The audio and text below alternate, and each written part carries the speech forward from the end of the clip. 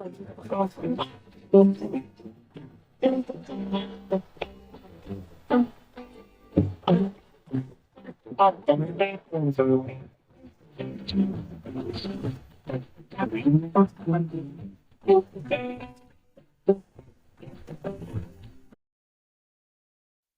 to the First Gen American podcast.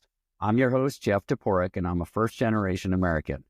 My dad was born in Siberia in 1942 and my mom in Turkey in 1943. I used to be ashamed and embarrassed that my family was different. We spoke different languages. We ate different foods. We were working class in an affluent area of Long Island, New York. In my 20s, through my awakening and journey of self-exploration, I realized how appreciative I needed to be given the sacrifice my parents made to give their children better opportunity. I realized that being first-generation American was more of a superpower than something to be ashamed of. Since then, I celebrated my background, harnessed these values into who I am today, embodying all these qualities into everything I do. In each episode, I'll be interviewing first-generation Americans, helping them tell their stories. I hope you enjoy the show. Please subscribe and like the show, and feel free to send comments or even interviewee suggestions. Thanks for listening.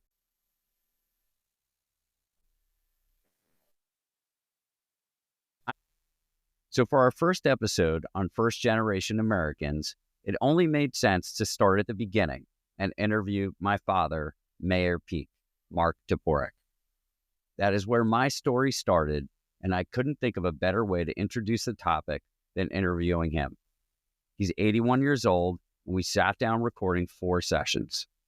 There are many stories I never knew, and in the final episode, I asked him many things I always wondered but never asked. I hope you enjoy the episode. We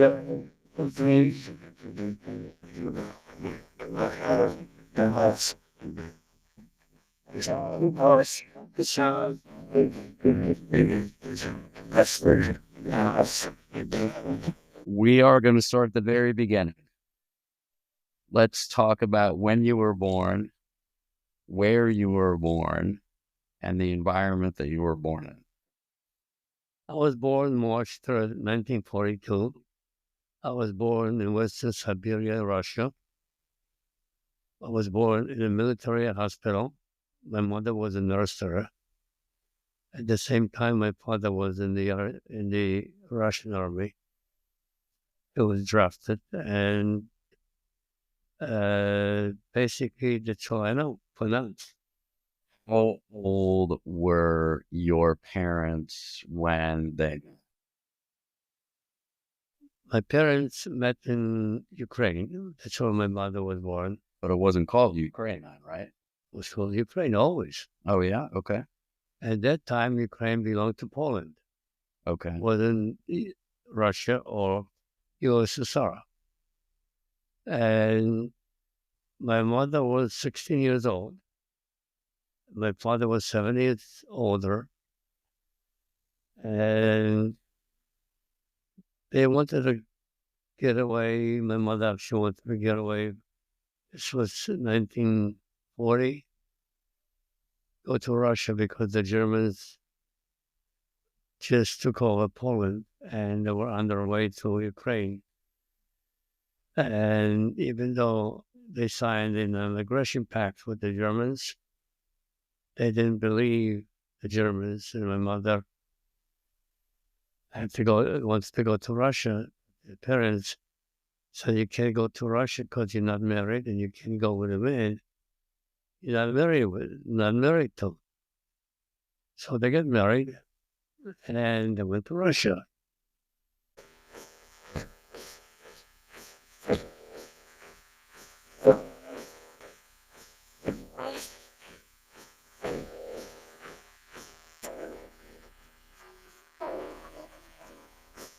So your parents were, your mother wanted to leave to Russia. Yes. And she told her parents that they should leave as well.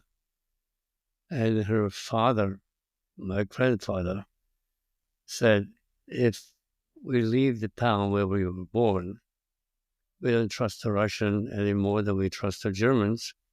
We'd rather die here than die in Russia. This is exactly what happened. So they ended up dying. Your grandparents. Yes. Yes. So they got rounded up by the Germans and were sent to one of the camps.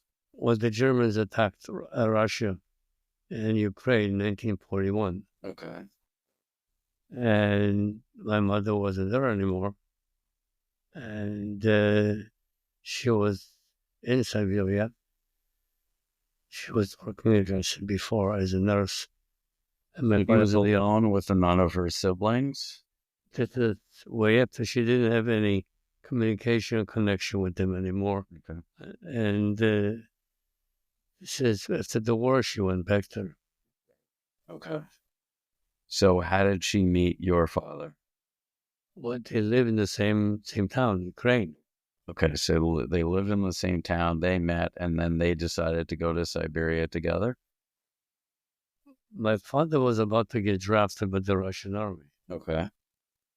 And so they had to get married. If not, my mother would not have been allowed to leave with a man that she wasn't married to. Okay, so they got married.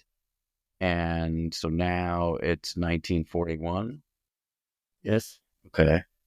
And so they're in Siberia. Right. And my father's in the army. So your father's in the army. So if he's in the army, how did they have you?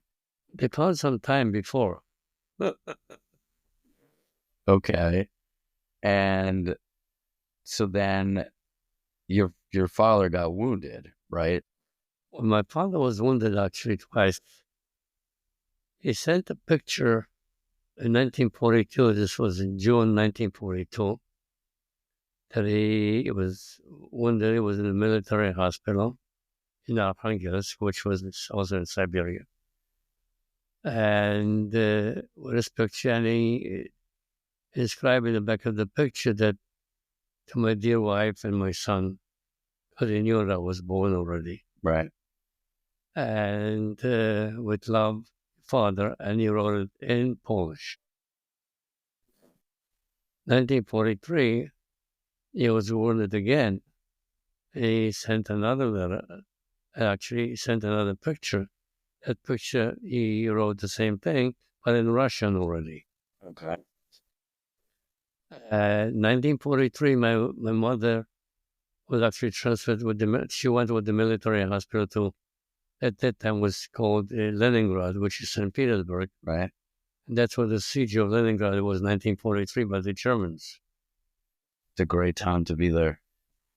And So you're lucky she was in the military hospital. And so there was some food.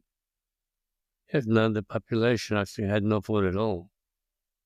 And they resorted to eat rats if they found any. So you're born as a Jew in 1940. No, I was born in March 1942. My father sent me a picture, not me. My father sent a picture to his wife, my mother, in 1942, in June 1942. Right. So you're born as a Jew in 19... No. March. I said a Jew. Oh, the Jew, right. As a Jew, right. Okay. Not in June. So you're born as a Jew in 1942, and you're in Siberia, not a great place to be. But St. Petersburg is also Western Siberia. Right. And now, there's a little bit of food, but you end up getting a bunch of diseases and this was right after war. This was right after 1943. Okay. And this is when the Germans actually had to abandon Leningrad. Right. Because they weren't successful in conquering it. So you've had every disease known to man. Yellow fever. I had blue fever. I had malaria, diphtheria, and yellow fever. Right. And there was no remedy for it, even though she was working in the hospital. She went to a doctor. The doctor said, "There's nothing I could do for you." And he asked, pray to God that your son will survive. So basically giving you a version of the last rites.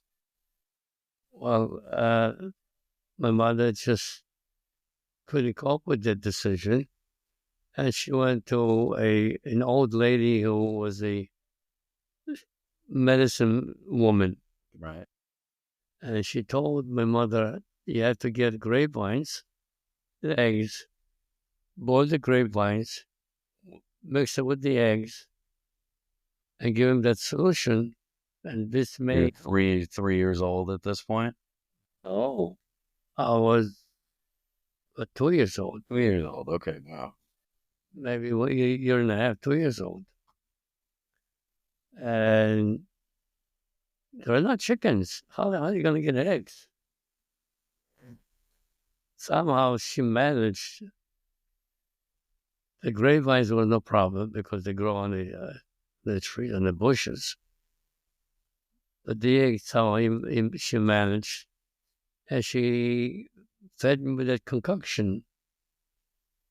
And apparently it helped. If not, he wouldn't be interviewing me. It's true. So tell me the story of how when your mother ran into the doctor again. After the war, this was 1946, my mother went to a town, which was in Ukraine, and it's called Lviv. And her family was all wiped out. This was a whole clan of 150 people. The whole family was 150 people. She had 11 brothers and sisters, and plus her father adopted another child, and his name was Israel.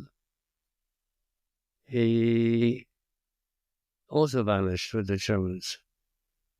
One of the people who was there might have been a Ukrainian woman. She told my mother that when the Germans came into her parents' house, her grandmother was in the house and everybody was there, and they pulled him out of the house. But the grandma told the Germans in Yiddish, which was very close to German, that she had gold in the house. And they brought her back into the house. She lay down on her bed and she died. She got a heart attack. She died. So I never got the gold, if there was any. And she didn't let them kill her. And They took all the brothers. Had no other family members who survived, except there was one third cousin who survived, whom she met in Poland afterwards. So she had nothing to do in Ukraine anymore. She didn't want to be under the regime of the Russian regime. So she went to Poland.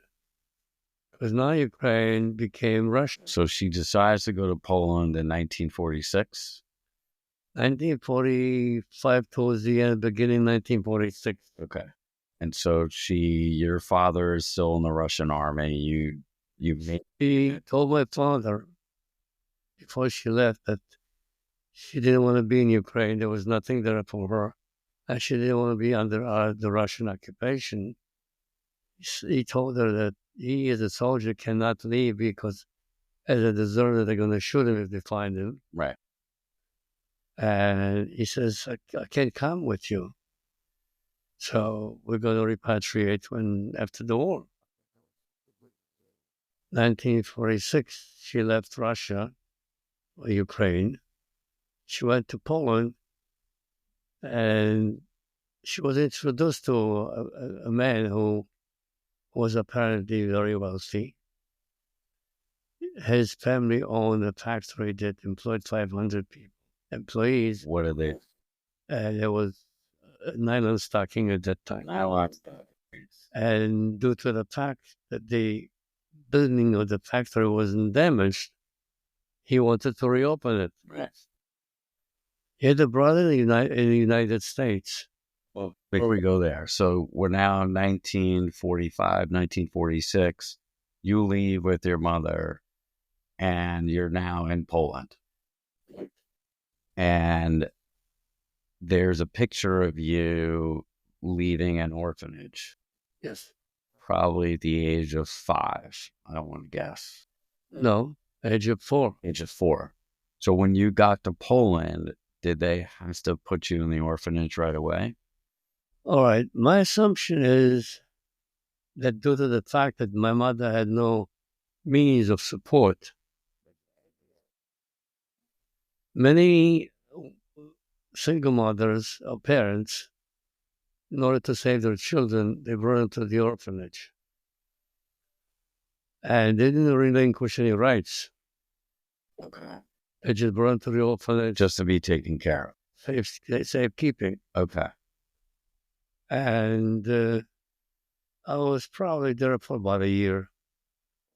You remember anything? No. The only thing I remember is my mother taking me out of the orphanage. This was somewhere beginning of 1947, March or April 1947. So you're there for over a year. So this was, yes. And she brought me to a photographer, and they took a picture of me and a little stool. And that's the only picture I have from that time, plus the orphanage. So at that point, you meet what will then become your stepfather. Okay, going into that, my mother was introduced to someone who was very wealthy. And she said this is security for her, for her child. And that person, that man, was 18 years her senior. I didn't realize it was that big of a gap. She was about 24. He was in the 40s. Wow. But age difference didn't make that much of a difference because you grew up in wartime and you mature very fast. So being 24 is like being 48. Yeah. And she was looking for security for herself and her family. And so so you meet him when you're at the orphanage or coming out of the orphanage. No, my mother brought me to the house, and I met her future husband. Due to the fact that statute of limitation is 10 years, right, before you could marry someone else, unless they're witness. You're still technically married to yours. So she was still married, and she couldn't marry him at that time. But she conceived, and she had a child in 1947, April 24th, 1947. My brother was born. Right, your half brother Richie. Yeah.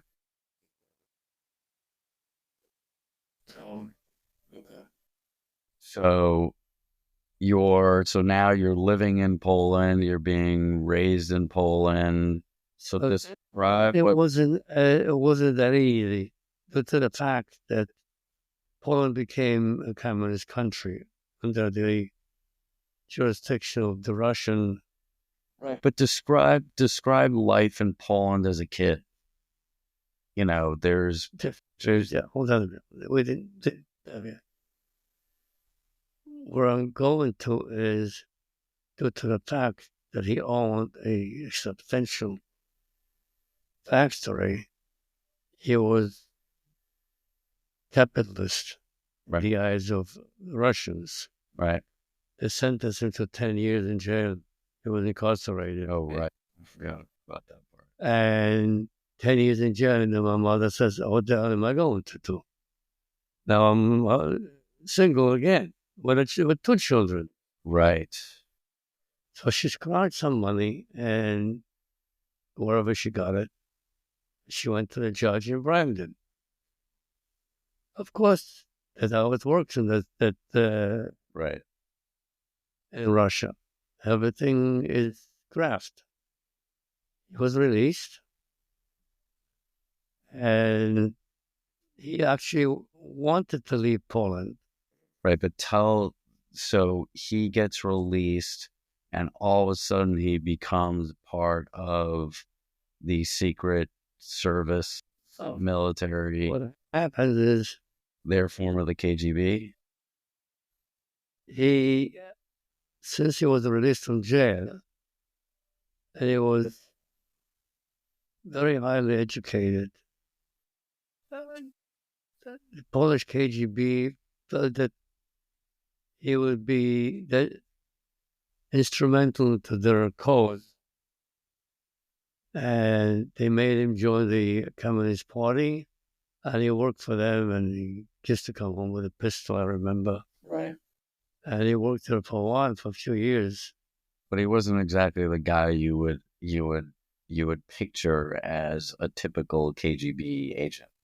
No, he was a very gentle person. Yeah. And he was one of those Putins. But this was a way to get out of jail, this way to get sustenance. And then the Polish government supplies you with an apartment, Right.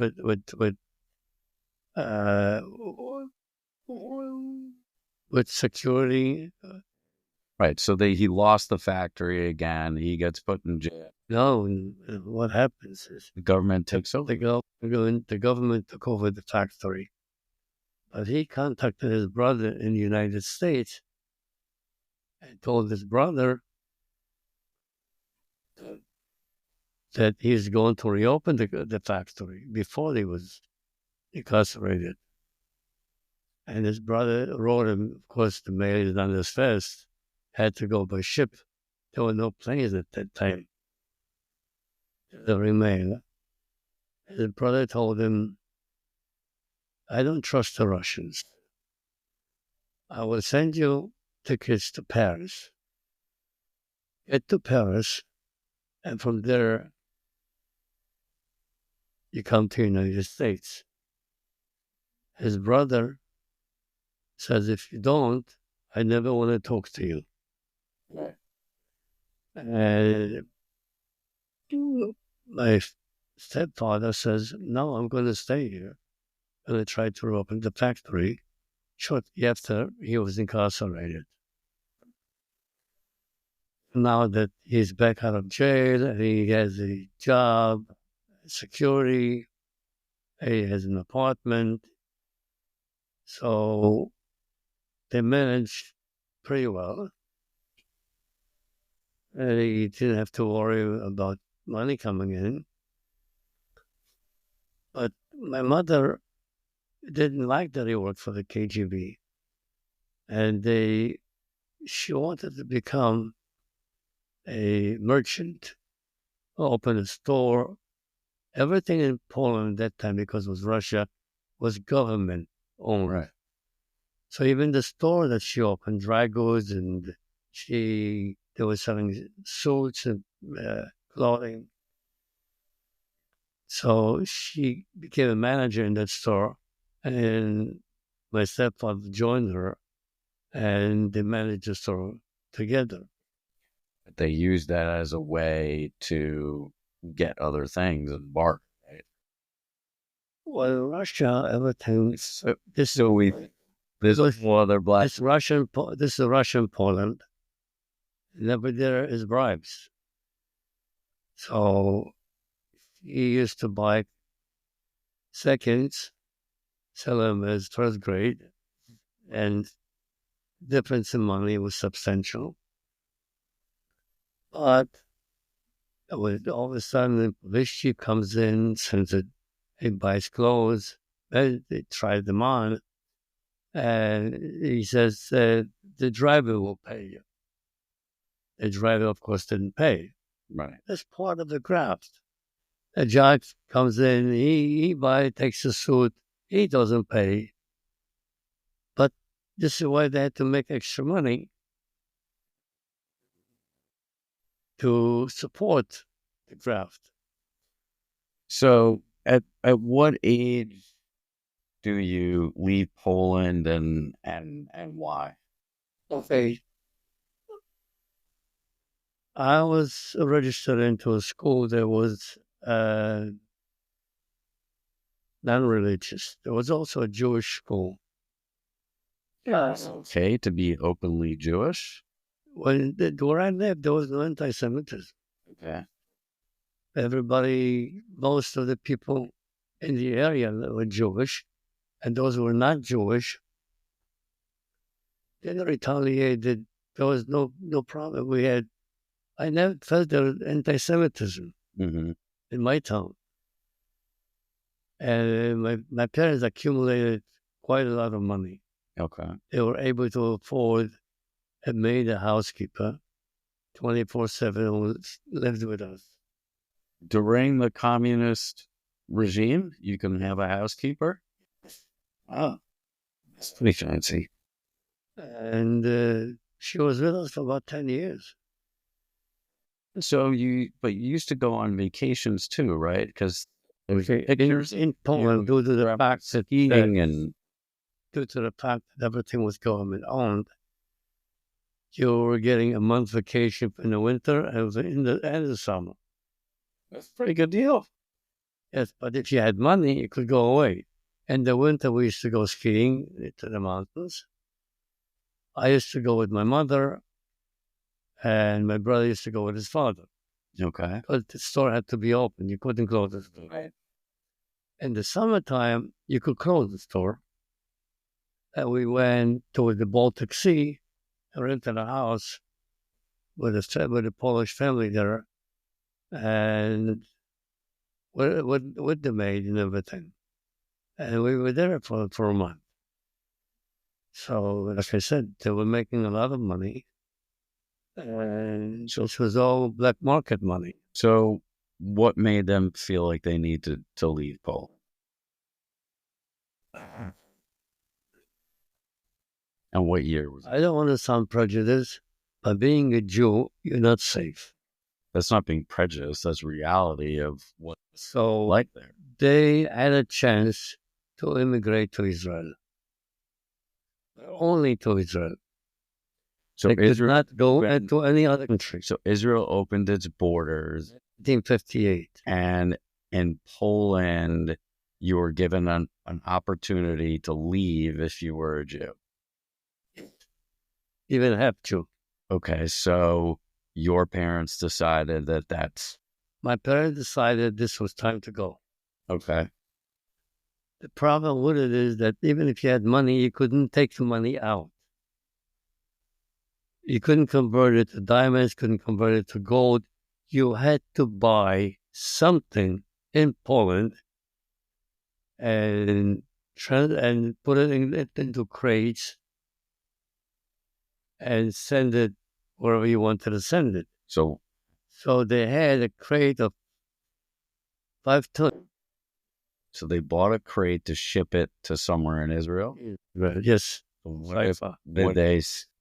Okay, how did they get... My stepfather, okay, just let me get back out a little bit. Due to the fact that we were about to immigrate to Israel, I wasn't his son. Right. So we couldn't be on the same papers. So I had to get adopted. In 1957, they got married. This was 10 years after the war.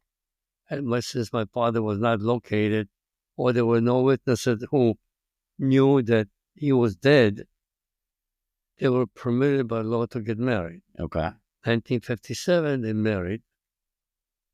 And then they filed papers to go to Israel.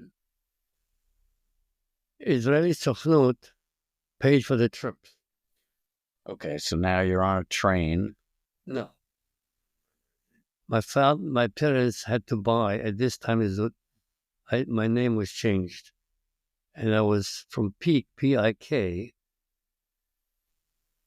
into Toporek. Right.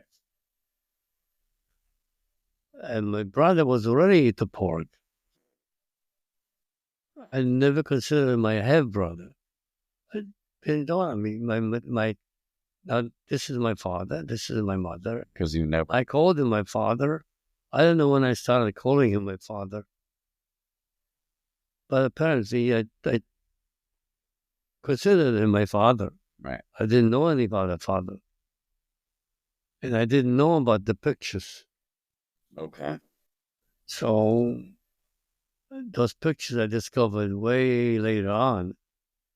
And that's how I knew. Now, 1957 comes. My parents applied to immigrate to Poland. They started buying stuff. To Israel. I'm sorry, to Israel. But there were some problems getting into Israel, and we had to go to Italy. So we were on a train. Yeah. So they shipped everything. They shipped everything to Israel, to Haifa. So do you know what they tried to hide in the shipment? They didn't hide anything. It was legal. They bought stuff. They bought stuff and they shipped it in. So they spent their money, they bought stuff, and then shipped it. I used to collect stamps. I used to belong to a club. My stamp collection was confiscated at the border of Czech Republic and Poland. They promised they're going to send the stamps to anyone I want, but I never had. So I lost my stamp collection. Anyway, what happens is that we wound up in Genoa, Italy. We were given a hotel room, and we stayed there for about a year. In a hotel in Italy for a year. You stayed in a hotel room in Italy for a year? So Philip paid for everything. Why did it take so long to get? There was a problem with immigration going into Israel. Okay. This was right after the 6-Day War. And so we had to stay there. And so was it fun? Did you go out to you're 13 years old. And I don't remember any of that stuff? It's not a point in my life where I... Let me ask you a question. I never asked you this. Did you get bar mitzvah? I had a party. You had a party, but no Torah reading? No. Okay. When you were 13? Right. In Italy? No, in Poland. I was in Poland before you left. Okay. So you're in Genoa, Italy for a year, which is, where there are other, you don't remember there were other people the same. Other people. They come in. And then so at what point do you get released out of the hotel? Did not get released when the time came. We boarded a ship. And boarded a ship out of Italy. Out of Genoa was actually Onassis ship. Okay. Olympia, owned by Onassis. And we wound up in Haifa. Okay. My stepfather or father had family in Israel, his cousins. Okay. And they knew we were coming. And they sort of met us in Haifa, but the Sukhnut sent us to Ashkelon. Okay. And we stayed there for some time. My parents sent me to kibbutz. They moved to kibbutz of Shfaim. Thank you for joining us for episode 1. Please join us again for episode 2, where we discuss another life in Israel and where his journey takes him next. Thanks for listening to the First Gen American podcast. I hope you enjoyed the show. Feel free to leave your comment and make sure to smash the subscribe button.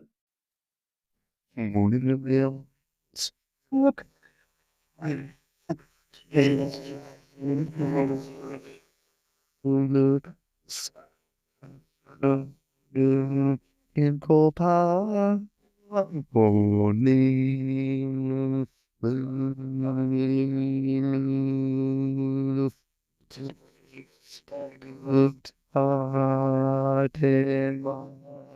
we are